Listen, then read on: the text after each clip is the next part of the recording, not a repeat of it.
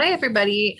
So this week, Miss Joan in Mrs. Jones' class, this coming week, you guys will be making clay sculptures, I believe.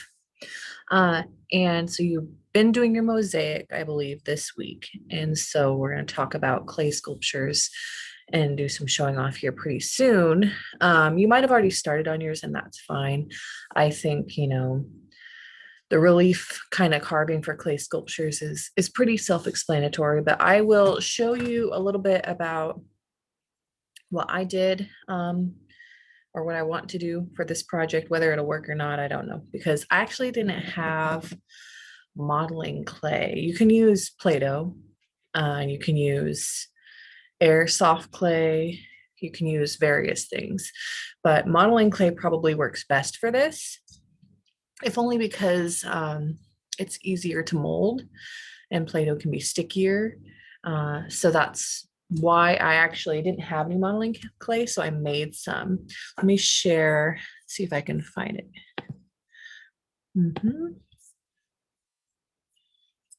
I'm just going to share my screen with you. So I actually did this recipe right here, but I reduced it.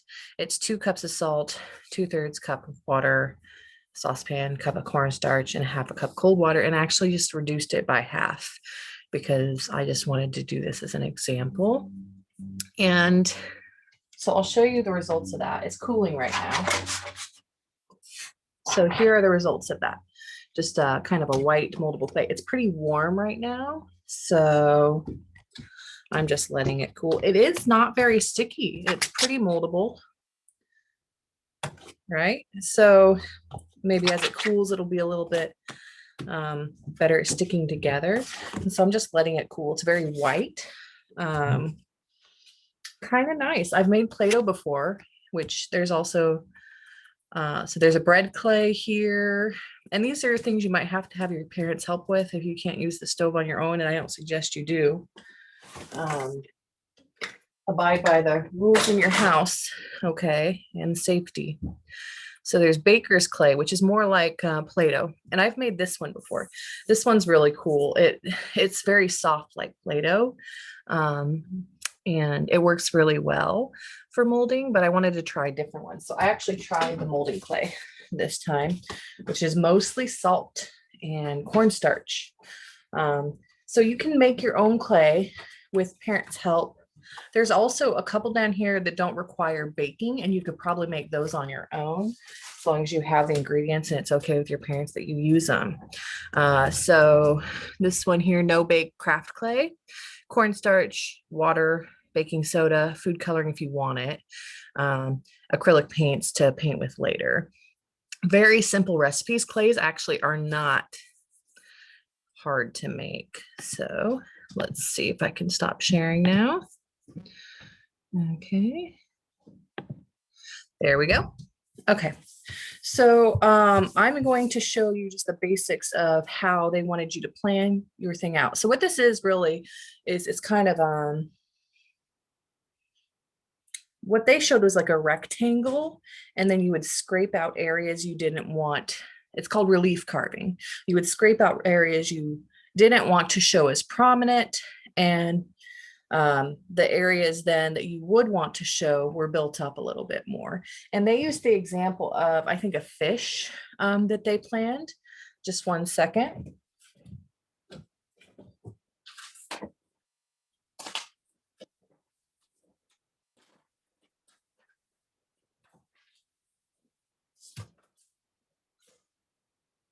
Just finding a pencil, guys. There we go. All right, I found a pencil. So they planned it out like a square, right? You don't necessarily have to do that for relief carving. You can do a square if you want to then take out the stuff you don't want in there. But I was thinking, this is a really bad one. Here, let me try again. With Valentine's Day coming up, I could do a heart and then just do some relief carving on that and just kind of make it like a Valentine heart. Of course, you can do whatever you want, but that's what I thought about. So I'm just going to do kind of a sketch of what I want here. And that you sketch out first because it just kind of makes it easier for you to picture where you're going. So there's a basic heart, right? And then I decide what part do I want to stand out most? Well, I think I will put something in the middle that stands out.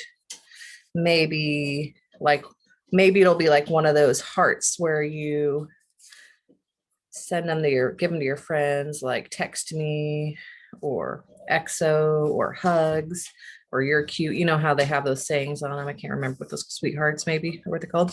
So maybe I will do, here, I'll shade that in so you can see it better. Maybe I will do a heart that has a raised XO inside like that. Can you see that? It's a little dark in here, I know. And then maybe I will just like have a littler hearts under it, or like, so you can do hearts around. If I don't like that, and I don't, I could maybe just do like a scallop pattern around the edges. And this isn't going to be exactly what it's going to look like. Obviously, I'll be more careful when I do the clay. This is just a sketch. This just says, how am I going to do this?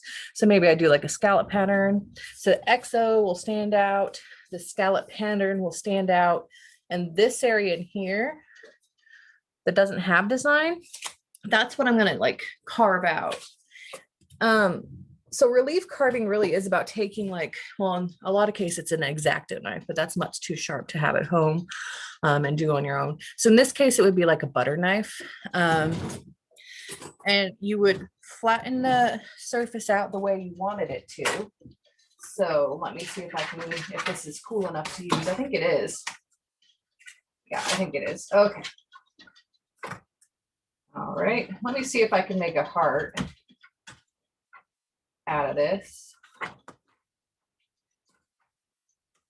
Okay, so I would flatten the surface into a heart, right? You could do that with a rolling pin or make it a little thick because you're going to be cutting away from it. So relief carving means then you go through and you take your knife and see if I can do this so you can see it. Yeah, there we go. And then you kind of, for me, I would just go in where I wanted to cut away like that. You can't see yet, but, and then I would just dig the parts away that I don't want. That's one way you can do it. So if my design, if I wanted the raised thing on the inside to be the XO and the scallops, I would go around the edges here and I would make a line where I wanted my outer edge to be.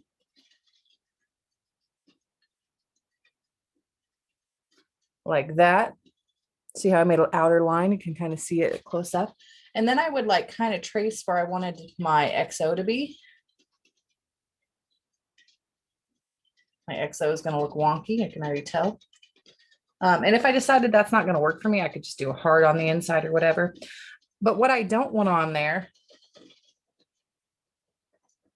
is the stuff that I want to be kind of in the background. So let's say I do a heart in the middle, okay, instead of the XO, because the XO is bothering me with this modeling clay. All right. I would then go ahead and remove some of the stuff around the heart. That is relief carving. Now, you might find with certain types of dough that relief carving does not work very well because it's too soft, right? And you're having a hard time. And so Mrs. Jones is finding that to be the case right now. Miss Hannah is finding that to be the case right now. So what I'm doing now, and when you relief carve, so I'm carving it out right here. When you relief carve, you kind of want to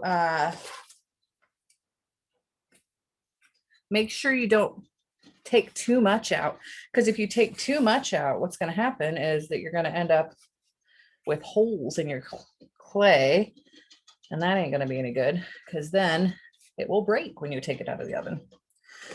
Easy fix, however, for this stuff, you just put some in the places that got too low. So I'm going to take some of the stuff out that I don't want to be high. So I want the edges to be high and the middle to be low. And this modeling clay I made is not super easy to use. I think regular clay from the store would be easiest, but if you don't have that, that's fine. And I didn't have regular clay. So I believe I have airsoft clay somewhere, but it's usually, I use it for my kids' stuff. So I wanted to try to make my own. Okay, so there I go. Can you see that? I took all of this out of the middle. So that was my relief carving. With clay, it's kind of cool. So relief carving, they want you to just carve the whole thing out. And with regular clay, that works really well.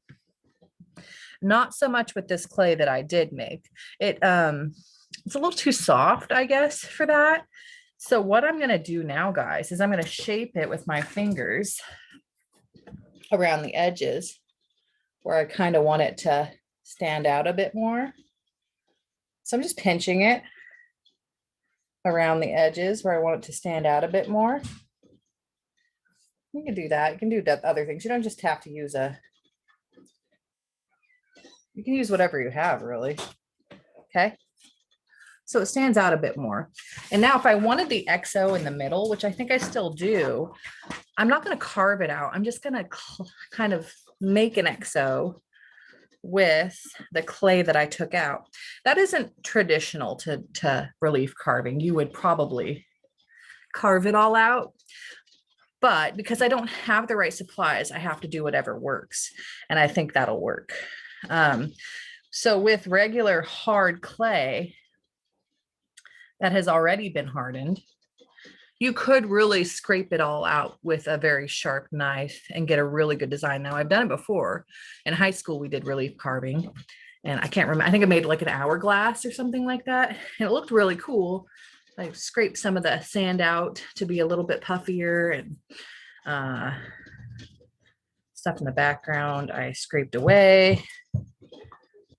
But if I have modeling clay instead, which is what I have, and not the hardened clay. See how I did that? It looks backwards on your screen. It says XO on mine, but it reverses it like a mirror, and I didn't fix that. Right, so it says ox right now. So I guess if I really didn't like someone and I wanted to compare them to an ox, this is what I would give them. But for me, it says XO, and I do like the people that I'm going to give it to for Valentine's Day. So then what I would do is I would put this on a baking sheet, and I'd follow the rules for like how high it needs to be. I think it was pretty low because you don't want it to crack, right? So I want to say that it said put it on the baking sheet and then cook it for something like a long time, like an hour on a really low temperature. And that's the case with a lot of clays. I'm making a little heart to go under it, because clay will crack if it dries too quickly. And it says that under your relief carving thing too, that clay will crack if it dries too quickly, and absolutely it will. This modeling clay that I made is actually really wet, which is kind of nice because I don't think it'll crack very easily. And so it is easy to use. It's easy to mold, which is kind of nice. And I don't think it'll crack really easily because it's not cracking when I'm using it. If you use the Play-Doh type one or the no-bake one, they're going to have a little bit more, they'll probably be more likely to have cracks in them, unfortunately, but that's okay. It's not a big deal. You can just add water to your fingers when you're using it and rubbing it around. Add water to your fingers and that'll help, okay? So I'm just doing a little snake with the dough. And no, I'm not putting a snake on my design. What I'm doing is I'm just kind of making it look more relieved by adding an edge to my design, so that it kind of stands out a little bit more. So no, I'm not actually putting a snake on my design. Suppose if someone really likes snake, that would be a good design for them. It's not what I'm doing though. Okay, so I'll show you, and it's not high art, obviously, right? Because this modeling clay is not as easy to work with as some other stuff that I've done, but it works. And so what it would then do is I'll put it in the oven and I will dry it. Okay. And I'll probably have to look at what it is. Let's see if the recipe says here. So I'll put it in the oven and dry it for however long it says. And then when it's dry, do I still have that recipe? Yeah, here it is. Okay. All the way at the top. This is really good recipe, actually. I like this clay. It's easy to use. Okay, here it is. Allow to cool, then shape as desired when dry. So it actually doesn't tell me that I have to put it in the oven, but I'm going to. I'm going to put it in the oven at probably 200 degrees, which is very low. And I'm going to put it on a baker sheet and I'm going to let it dry. And if it gets to looking like it's going to crack or something, I will take it out and let it air dry. And most of these you can let air dry. And then I'll paint it. So they had you do a lot of painting in the previous session, in the first session. And so I'll probably paint mine like I would a candy heart. So it will be like pinks on the outside, and then maybe the middle will be white or blue or whatever text usually is for that. So that's probably what I'll do. But it turned out pretty good. Like I said, not exactly relief carving because I didn't carve it all away. But again, you kind of have to be, depending on the stuff that you have at home, you have to be creative. And that's part of art too, is knowing how to work with stuff, what you have at home rather than wishing you have things you don't have. I wish I had modeling clay here. I don't. So I will dry this in the stove. I'll put it on right now, bake, and then I'll do 200. I'm getting there. Okay. And then it warms up. I will put this on a baking sheet, probably use a spatula to get it off. And then I'll paint it and then I can show it to you guys when it's done. So design first, figure out what's going to be raised and what's not. For me, that was the edges were going to be raised and the XO and the heart in the middle were going to be raised. And the rest of that stuff I was going to cut out. And so you noticed, Mrs. Hannah's cookie. You notice I cut out the middle part, okay? And then I actually just added the XO because I only had a butter knife. My modeling clay is very sticky because I made it by myself. And so cutting this out and then just leaving the XO would have been too difficult. So I actually just cut the entire middle piece out. Then I reshaped the XO in the heart and I smushed it in there. And then I did an outer edge so that it would kind of raise up a little bit more. And then I scalloped this edge right here just to make it look fancy by pinching it. So if you were going to do, say, like they did, this is only a half amount of the clay that I could have made. You could do a bigger one and you could do a scene like the cabin could be up front. And so that would be, the stuff behind it would be more relieved. And then maybe there would be a tree on the side and that would stand out from the cabin. So it just depends on the design you're going with. So just think, what do I want to be most prominent when people look at my relief sculpture? So if you wanted to do a relief sculpture, you know, with a cabin, this cabin would have to stand out more than the background. Let's say you wanted, you know, a tree on the side too, you know, right here. Okay.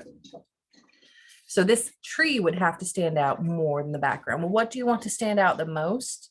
If you want this cabin to stand out most, you need to make it bigger. And when you paint it, you need to make it bolder colors than the tree. If you wanted the tree to stand out most, you would need to make this bigger and paint it bolder colors and paint this less bold colors.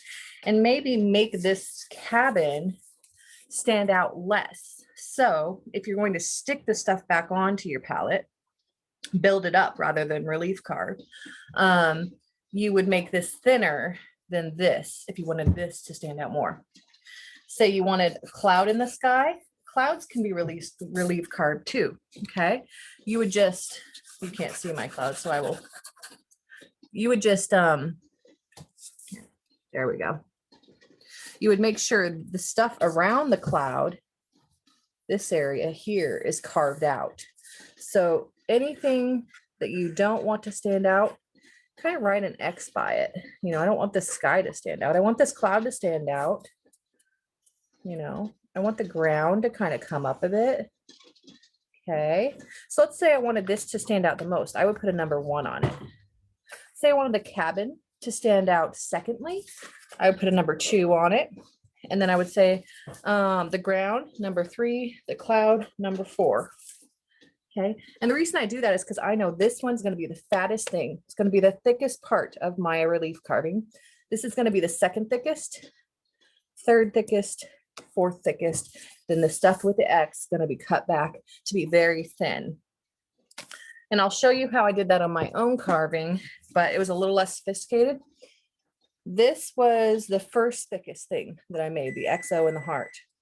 The second thickest is this kind of scalloping edge in the background. The last thickest is this very background here, what I cut, the stuff that I cut away. And that's because that's how I wanted it to be. I wanted the very background to not be so close. Otherwise you won't see the XO, it won't be as apparent. And so when you're doing your design, think about the thing that needs to be the thickest. If you want the tree to show up first, that's what you do. This needs to be the second most thick, third most thick. The cloud would be the fourth most thick because it's kind of in the background. And then this stuff would be very thin. Okay.